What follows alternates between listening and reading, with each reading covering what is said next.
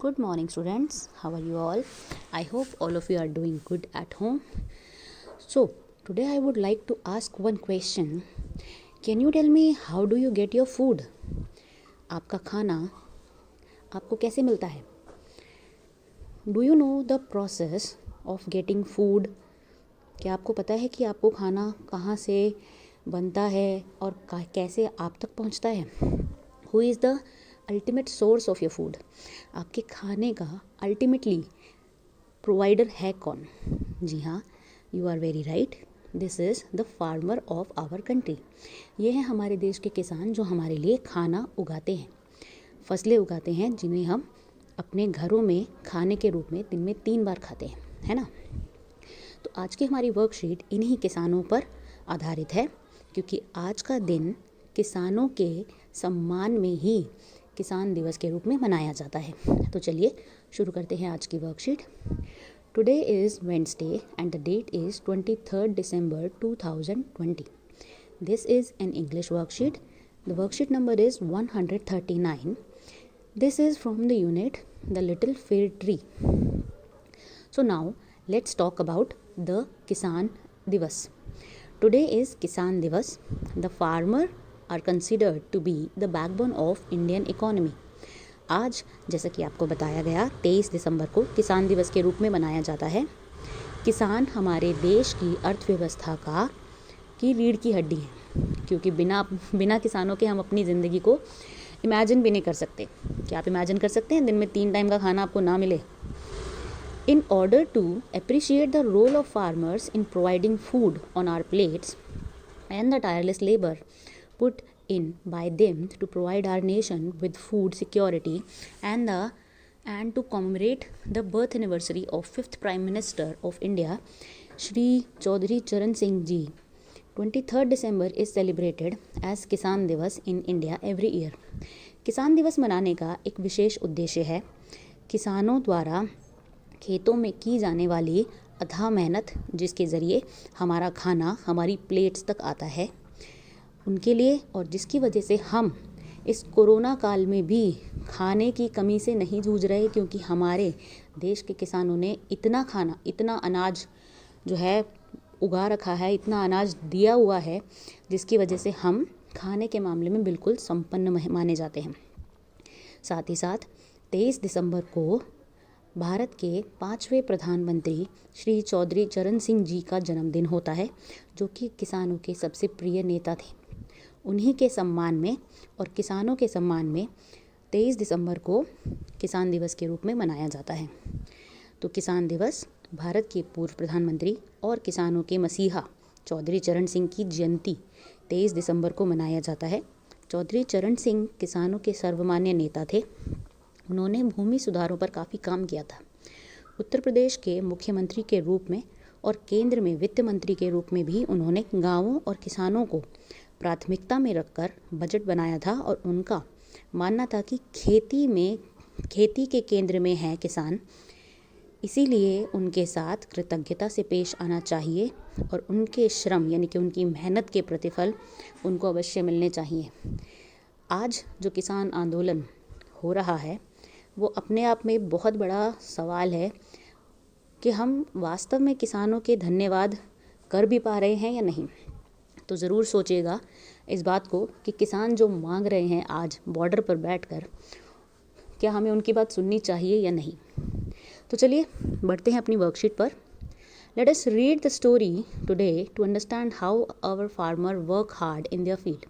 चलिए पढ़ते हैं ये कहानी, जिसके माध्यम से हम ये जानेंगे कि हमारे किसान खेतों में कैसे मेहनत करते हैं।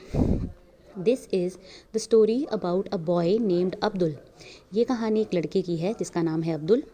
Abdul who was helping his abbu in their vegetable fields. Abdul अपने पापा की खेतों में, सब्जियों के खेत में मदद कर रहा था।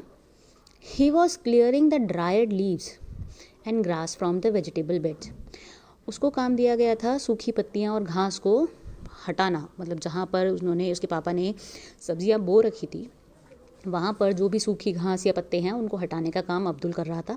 But it was not easy to pull out even the small grass. पर घास को भी निकाल पाना अब्दुल के लिए आसान नहीं था। Abbu told him that the roots of the grass were strong and they had to be dug out of the soil. अब्बू ने, अब्दुल के पापा जिसे वो अब्बू कहता है, अब्बू ने अब्दुल को बताया कि जो घास है उसकी जड़ें यानी कि रूट्स वो ज़मीन में काफ़ी गहरी हैं, जिसकी वजह से उन्हें आसानी से निकाल नहीं पा रहा वो, इसीलिए उसकी जड़ों को ही मिट्टी में से निकालना पड़ेगा. Abdul found that the roots of the grass plants were longer and much more spread out than the part of the plant above the ground. तो अब्दुल ने देखा, जब उसने घास को निकालना शुरू किया तो उसने देखा कि घास की जो जड़ें हैं वो ज़मीन में बहुत अंदर तक फैली हुई हैं, जबकि ज़मीन के ऊपर वाला हिस्सा भी उससे छोटा है. Abdul realized that the radish which he had pulled out of the soil was actually a root. तो तब अब्दुल को भी ये समझ में आया कि जो रेडिश यानी कि जो मूली वो उसने निकाली थी ज़मीन से, वो भी असल में एक जड़ ही है.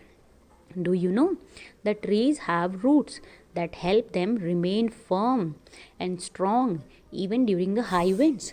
क्या आप बच्चों को पता है कि जो पेड़ों की जड़ें होती हैं वो पेड़ को मिट्टी में मजबूती से जकड़े रखती हैं और उसे तेज़ हवा में भी खड़ा रखने में मदद करती हैं. Roots are parts of the plants that grows under the ground and go deeper into the soil.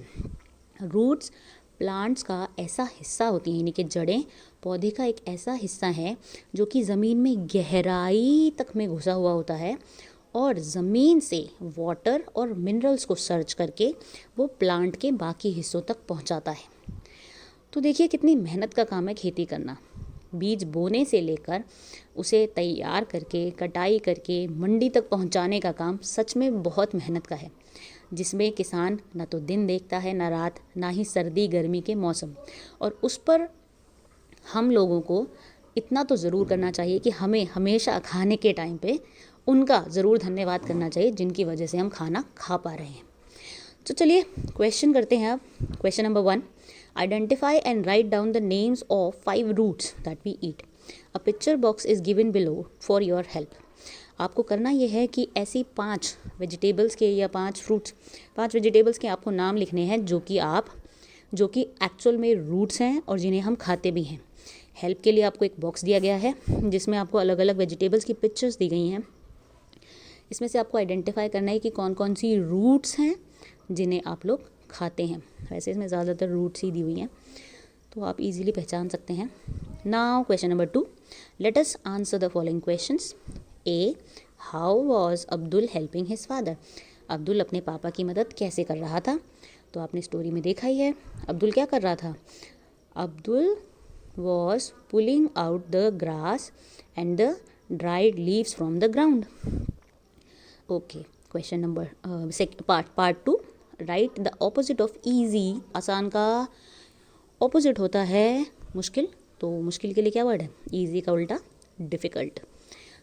Next word है small and the opposite of small is large और बिग. लार्ज या बिग दोनों में से कोई भी आप लिख सकते हैं. So this is your worksheet. ज़रूर सोचें कि किसानों की हमारे जीवन में क्या महत्व है. उनके लिए आप कोई अच्छा सा नारा लिख सकते हैं या फिर उनके लिए कोई बढ़िया सा ग्रीटिंग बना सकते हैं. यह आपकी आज की वर्कशीट. हम मिलेंगे कल, तब तक के लिए धन्यवाद.